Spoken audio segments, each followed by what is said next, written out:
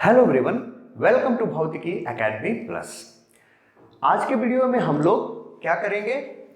प्रेरित विद्युत वाहक बल, प्रेरित धारा तथा प्रेरित आवेश पर न्यूमेरिकल आंकिक प्रश्न का ये पार्ट 2 के क्वेश्चंस को देखेंगे।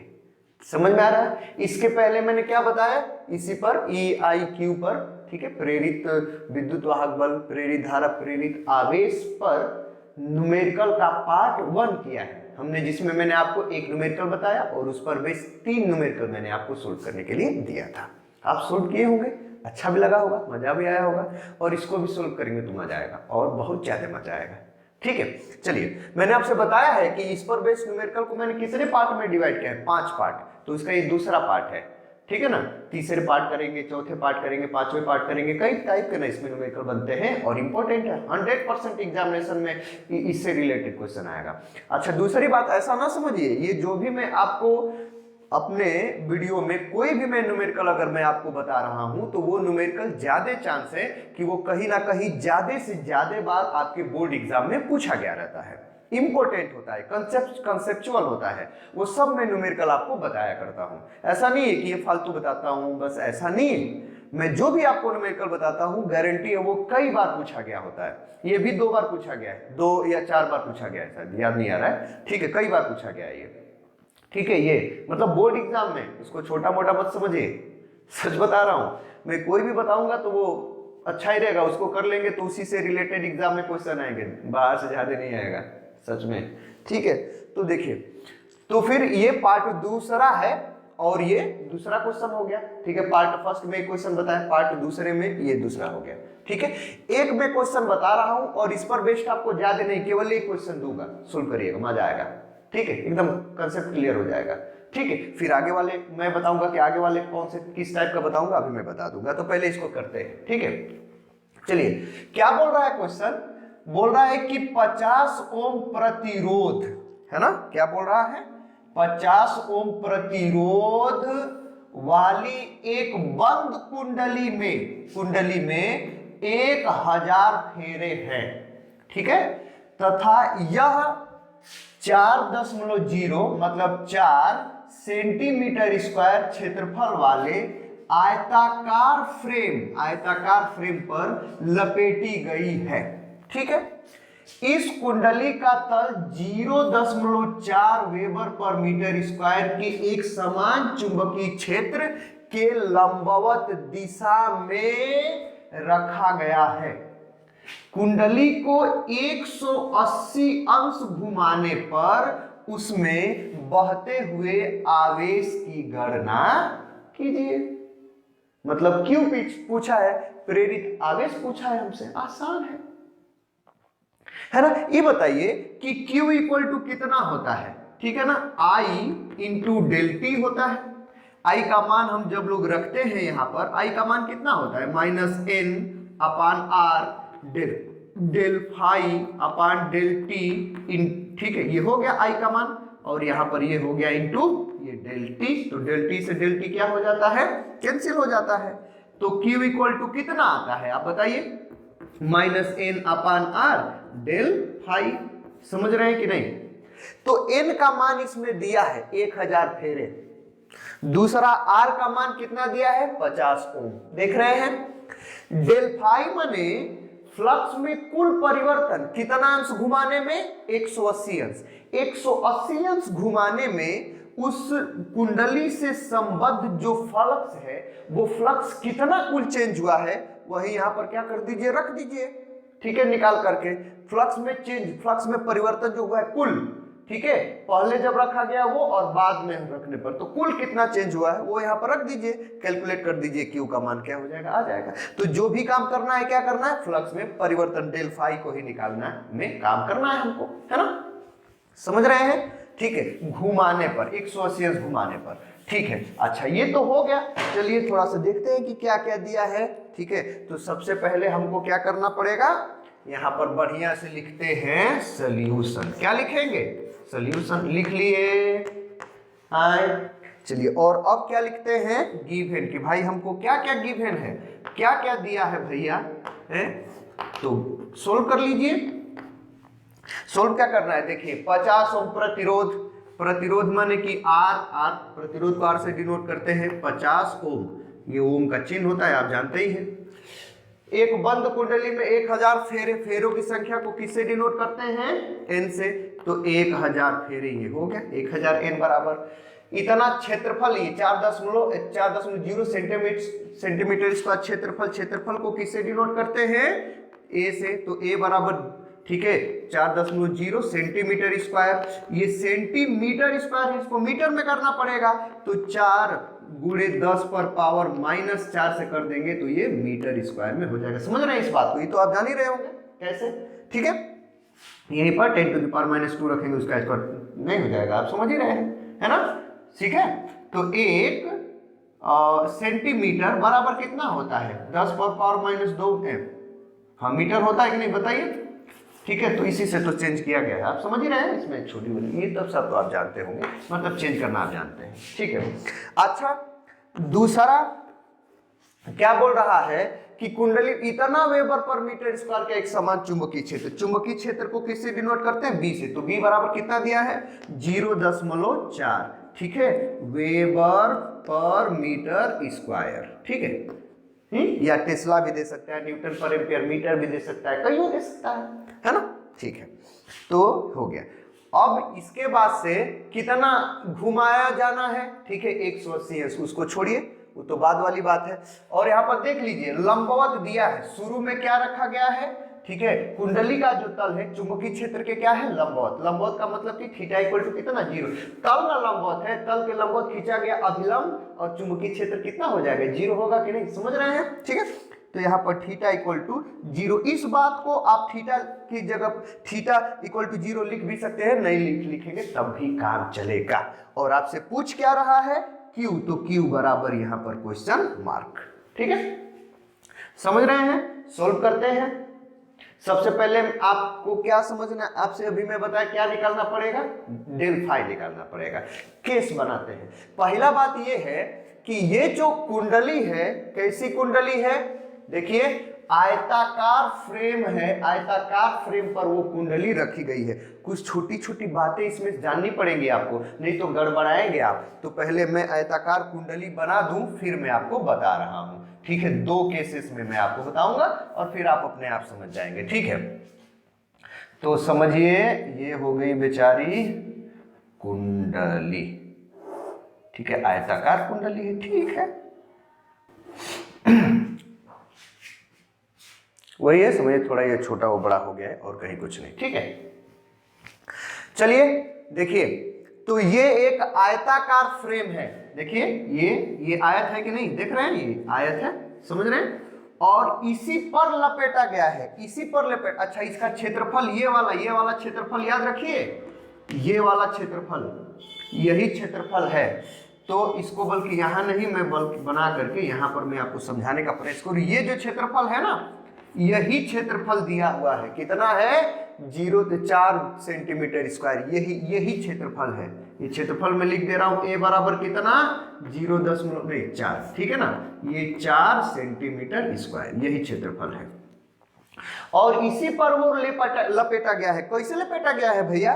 देख लीजिए, ये ऐसे लपेटा गया है, इसी पर ऐसे, समझ रहे हैं कि नहीं? ऐसे क्या किया गया है? ऐसे लपेटा गया है, ऐसे लपेटा गया है, समझ रहे हैं कि नहीं? ऐसे लपेटा गया है, ठीक है। तो इसका क्षेत्रफल भी, तो उस कुंडली का भी क्षेत्रफल क्या हो जाएगा? यही ना होगा, ठीक है। इसी पर ना ऐसे लपेटा गया है। और इसमें कितने फेरे हैं? फेरे कितने हैं भाई, है ना? n बराबर कितने हैं? 1000 फेरे हैं, ठीक है, लपेटा गया है। तो इस कुंडली का भी क्षेत्रफल कितना हो जाएगा? जितना कि इसका ये वाला क्षेत्रफल होगा, a बराबर, ठीक है। अच्छा, ये तो हो गया। अब ये ऐसे रखा गया है इस कुंडली को कि ये जो चुंबकीय क्षेत्र है ना, चुंबकीय क्षेत्र देख रहे हैं, ये चुंबकीय क्षेत्र ऐसे गुजर रहा है, ऐसे, ठीक है, इधर कि इसका ये जो तल है ना, तल ये हुआ, देख रहे हैं कि नहीं? ये तल है, ये तल, ठीक है ना, तल। चलिए मैं लिख दे रहा हूं, तल के लंबवत ये चुंबकीय क्षेत्र है। चुंबकीय क्षेत्र का भी मान हमको दे दिया 0.4 टेस्ला या वेबर पर मीटर स्क्वायर, ऐसे रखा गया है। तो यहां पर यदि इसका वो खींचेंगे, क्या खींचेंगे आप? ये क्या नाम है उसका?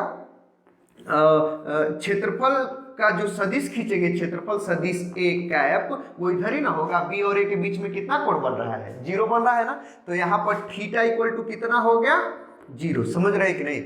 पहले ऐसे रखा गया है, देखिए ऐसे रखा गया है। अब इसी को जो है, इसी को घुमाया गया है 180 अंश। तो जब घुमाया जाएगा तो चुंबकीय क्षेत्र तो इधर ही रहेगा। थोड़ा सा देखिए, ये चुंबकीय क्षेत्र जो है, ये चुंबकीय क्षेत्र B बराबर, ये तो इधर ही रहेगा, ठीक है, 0.4 चुंबकीय क्षेत्र इधर ही रहेगा। लेकिन ये जो फेस है ना, ये फेस, इसी फेस, ये जो फेस है, इधर वाला फेस है, इसी फेस के समक्ष, इसी फेस के थ्रू, इसी फेस से संबद्ध चुंबकीय फ्लक्स हम निकाल रहे हैं। अब इसी को ऐसे घुमाएंगे, कैसे घुमाएंगे, एक सेकेंड रुक जाइए, ठीक है। देखिए यही है, थोड़ा सा दिख रहा है आपको, ठीक है, एक मोबाइल का डिब्बा है, आप देख रहे हैं, समझ में आ रहा है। अब देखिए ये वाला जो फेस है ना, जिस पर ये मोबाइल बना हुआ है, ठीक है, ये इसके तल के लंबवत खींचा गया, ये अभिलंब है, ये इसके क्षेत्रफल सदिश है, ये पेंसिल जो आपको दिख रही है, ऐसे है। समझ रहे कि नहीं, देख लीजिए, चुंबकीय क्षेत्र इधर है, इधर देख रहे हैं कि नहीं, ये चुंबकीय क्षेत्र ऐसे हो गया। चुंबकीय क्षेत्र देखिए, ये चुंबकीय क्षेत्र है, और ये जो इसके तल के लंबवत खींचा गया अभिलंब है या क्षेत्रफल सदिश है, कितना कोण बना रहा है, 0 अंश बना रहा है।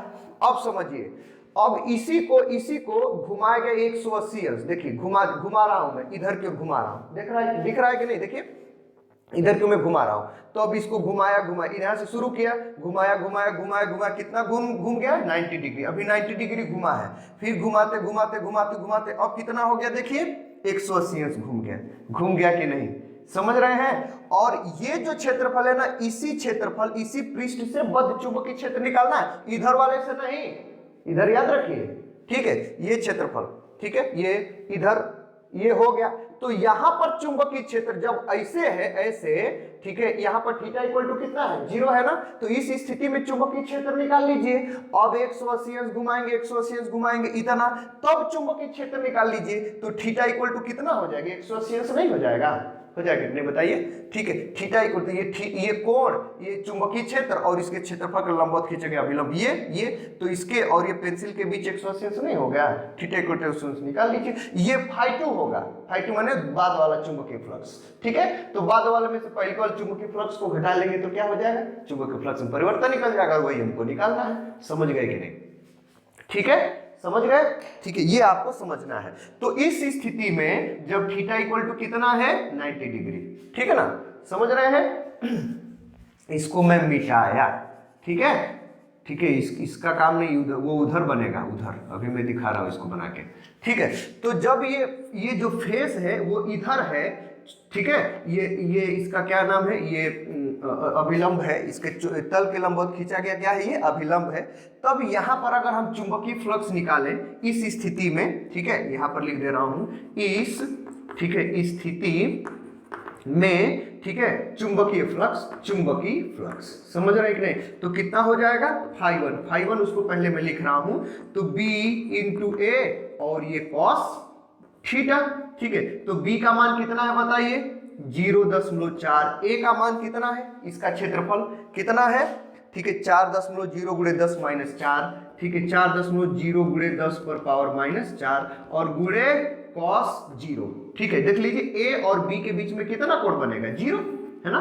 तो 0 का मान कितना, 1, ठीक है। तो कितना हो जाएगा, इसको गुणा करेंगे, 0.4 में 4 गुणा करेंगे तो 4 चौक 16, 1.6 आ जाएगा कि नहीं, गुणे 10 पर पावर माइनस 4, ये φ1 बनेगा कि नहीं, ठीक है।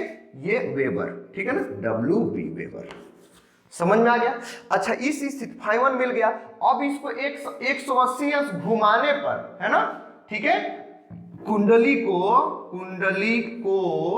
ठीक है 180 अंश घुमाने पर, तो जब घुमाएंगे तो अब ये फेस नहीं, ये वाला फेस जो आप देख रहे हैं, ये वाला फेस, ये इस फेस, तो जो ये है ना, क्या नाम है इसका, कैसे बताऊं मैं आपको, ऐसे समझ लीजिए, ठीक है, ये जो इसके तल के लंबवत खींचा गया जो अभिलंब है इधर ना आ जाएगा, ये ए है, इसके लिए ए है, ए इधर है। तो अब चुंबकीय क्षेत्र और ये अभिलंब के बीच कितना कोण बन गया, 180 बन गया ना, समझ गए। तो अब ये क्या करेंगे, अब इस स्थिति में, ठीक है, अरे भाई ये लूप तो यही है, इसके ऊपर जो लपेटा गया है, ठीक है, ये वही है जो इसके ऊपर लपेटा गया है, उसमें फेरों की संख्या कितनी है, 1000 है। तो यहां पर अब थीटा इक्वल टू कितना हो गया, 180 अंश, ठीक है, समझ रहे हैं। और ए तो सब वही है, ए माने क्षेत्रफल, इसका क्षेत्रफल कितना है वही ना, समझ रहे हैं। तो ये अब लिखेंगे इस स्थिति में चुंबकीय फ्लक्स कितना हो जाएगा, उसको φ2 लिखेंगे, φ2 इक्वल टू कितना हो जाएगा, b इंटू ए, और ये cos थीटा, तो b का मान कितना हो जाएगा 0.4 गुणे a का मान 4.0 गुणे 10 पर पावर -4, और ये cos थीटा के जगह पर 180, ठीक है। थीटा चुंबकीय क्षेत्र और ये जो क्षेत्रफल सदिश होता है उसके बीच बना हुआ कोण होता है, देखिए 180 अंश हो गया कि नहीं, ठीक है। 180 अंश का मान, कहां से 180 अंश का मान क्या होता है, -1 होता है, तो -1 रखेंगे तो इसको सोल्व करेंगे तो जो भी मान आएगा सब माइनस में आ जाएगा, तो माइनस और यही वाला मान आएगा, है ना, 1.6 गुणे 10 पर पावर -4 वेबर, समझ गए। ये φ2 का मान आ गया, समझे कि नहीं आप बताइए। एक तो ऐसे समझ गए, नहीं तो दूसरा भी यहाँ पर आपसे मैं कभी बताया था, धनात्मक और ऋणात्मक फ्लक्स, है ना, समझ रहे हैं। तो देखिए ये जो क्षेत्र है ना, ये जो क्षेत्र पृष्ठ है ना, जिस पृष्ठ से चुंबकीय फ्लक्स निकलता है, चुंबकीय बल रेखा निकलती है ना, तो उस पृष्ठ से बद्ध चुंबकीय फ्लक्स को धनात्मक मानेंगे। लेकिन किसी पृष्ठ से अगर चुंबकीय फ्लक्स निकल रही है, उस पृष्ठ की ओर आ रही है, तो उसको क्या मानेंगे, ऋणात्मक। देखिए यहाँ इस पृष्ठ से चुंबकीय क्षेत्र निकल रहा है ना, चुंबकीय बल रेखा निकल रही है, तो ये धनात्मक है। लेकिन देखिए ये इधर से ये चुंबकीय बल रेखा इधर है ना, इसी चुंबकीय बल रेखा थोड़ा पीछे से करिएगा, इधर से खींच लीजिएगा, तो इसकी ओर आ रही है कि नहीं, देखिए इस क्षेत्रफल की ओर, इसी क्षेत्रफल से बस चुंबकीय फ्लक्स निकालना है ना, तो आ रही है कि नहीं, आते हुए देखिए यहाँ पर ऋणात्मक हो गई, तो बिना ये थीटा लगाए भी इसको ऋणात्मक आप कह सकते हैं, ठीक है। यह हो गई ना, जा रही है तो इतना और आ रही है तो इतना हो जाएगी, ऐसे भी समझ सकते हैं, या कॉस लेकर के उसको क्या कर सकते हैं, समझ सकते हैं, ठीक है। तो ये तो आप समझ गए φ1 φ2। अब क्या आपको निकालना है, अतः फ्लक्स में परिवर्तन, ठीक है, अतः, ठीक है, फ्लक्स में कुल परिवर्तन, ठीक है ना, कुल मतलब कि 180 अंश घुमाने पर, ठीक है, अतः, ठीक है, 180 अंश घुमाने पर मतलब कुंडली को, ठीक है, घुमाने पर फ्लक्स में कुल परिवर्तन, फ्लक्स में, ठीक है, कुल परिवर्तन, ठीक है, डेल फाई बराबर क्या, φ2 माइनस φ1, समझ रहे हैं कि नहीं, कोई दिक्कत। तो ये डेल फाई इक्वल टू φ2 का मान कितना है, माइनस में इतना, φ1 का मान कितना है ये, ठीक है, तो -1.6 गुणे 10 पर पावर -4, माइनस, समझ रहे हैं कि नहीं, माइनस कौन, ये φ1, 1.6 माइनस उधर नहीं दिखेगा, यहाँ पर मैं लिख दे रहा हूँ, ठीक है, 1.6 गुणे 10 पर पावर -4, तो देखिए ये भी माइनस, ये भी माइनस, इस माइनस को यहाँ पर मैं लिख दे रहा हूँ, समझ रहे हैं कि नहीं। तो माइनस माइनस क्या हो जाएगा, जुड़ जाएगा, तो del phi equal to minus, ठीक है, कितना हो जाएगा, 3.2 गुणे 10 पर पावर -4 ये वेबर, ये क्या हुआ, ये कुल फ्लक्स मिला, -3.2 गुणे 10 -4 वेबर, ये कुल फ्लक्स में परिवर्तन मिल गया, है कि नहीं, समझ में आया। और जब कुल फ्लक्स में परिवर्तन मिल गया तो क्यू आप नहीं निकालेंगे, बताइए। अतः यहाँ पर मैं लिख दे रहा हूं, ठीक है, अतः, ठीक है, क्या पूछ रहा है, ठीक है, बहते हुए आवेश, अतः प्रेरित आवेश, बहते हुए आवेश, अतः, ठीक है, प्रेरित आवेश का सूत्र क्या होता है, Q equal to -N/R into del phi, है ना, ठीक है। तो समझ रहे हैं कि नहीं, ये जो -N का मान 1000, R का मान कितना दिया है, देखिए 50, और डेल फाई का मान ये रख दीजिए, सोल्व कर लीजिए। तो यहाँ के बाद अब कहाँ आ रहा हूँ, एकदम यहाँ पर देखिए, यहाँ पर, तो Q इक्वल टू कितना हो जाएगा बताइए, ठीक है, -N का मान कितना है 1000 ऊपर, नीचे R का मान कितना है 50, गुणे डेल फाई का मान कितना है, देख लीजिए, गुणे डेल फाई का मान कितना, -3.2 गुणे 10 पर पावर -4, ठीक है, माइनस से माइनस ये प्लस हो गया, तो ठीक है, 1 0 से 1 0 ये कट गया, ठीक है, और 20 5 ये 100 हो गया,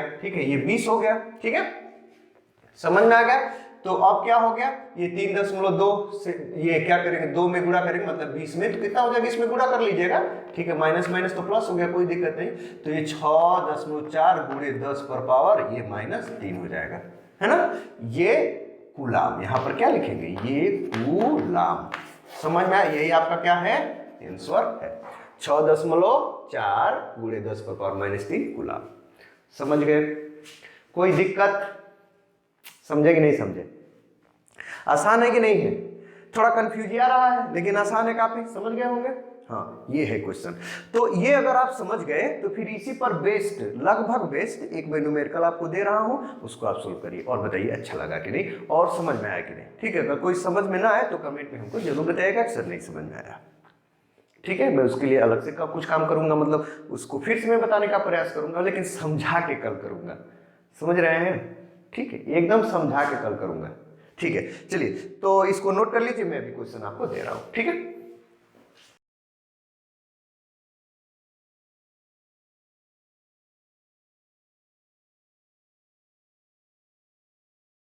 चलिए नोट कर लिए हैं, चलिए इसको सोल्व करिए। ठीक है, क्या है वर्क क्वेश्चन देख लीजिए, एक ही दे रहा हूं, ज्यादा नहीं। सोल्व करिए, बताइए कि समझ में आया कि नहीं। सोल्व करिएगा, आंसर नहीं लिख रहा हूं, आंसर आपको खुद कमेंट में लिखना है और ठीक है बताना है कि सर इतना आंसर आया है।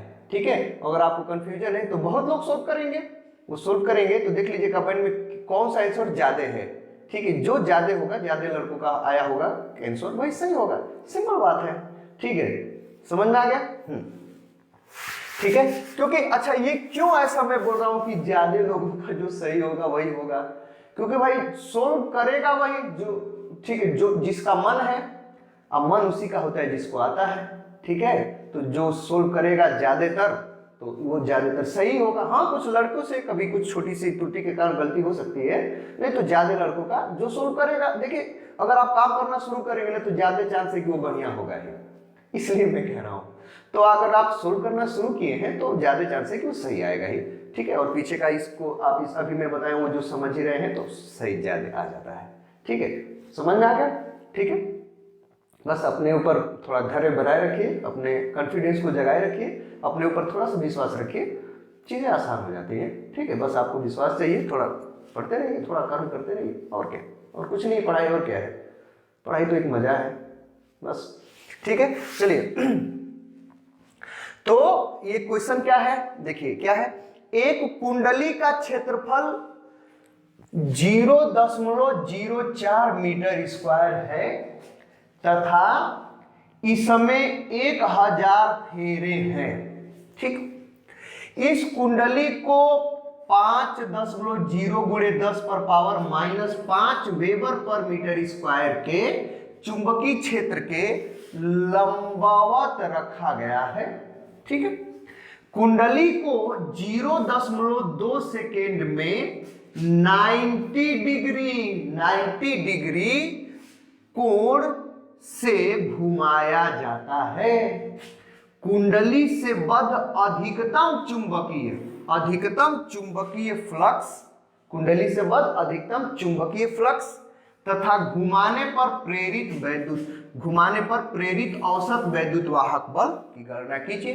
दो चीजें आपको बतानी है, एक तो फाई मैक्स। ठीक है, फाई मैक्स कब मिलता है, फाई बराबर क्या होता है, बी इंटू ए कॉस थीटा होता है कि नहीं, बताइए, बी इंटू ए कॉस थीटा, जब थीटा कितना हो, 0 अंश हो। ठीक है, लंबवत मतलब उसका तल चुंबकीय क्षेत्र के लंबवत हो। ठीक है, तभी ना ये मैक्स मिलता है, क्योंकि इसका अधिकतम मान का अधिकतम मान क्या होता है, एक कब आएगा, जब थीटा के जगह पर 0 होगा तो। ठीक है, तो जब लंबवत रखा गया है ना, मतलब थीटा को 0, तो वो जो आएगा वही मैक्स होता है, चुंबकीय फ्लक्स का मैक्सिमम मान होता है।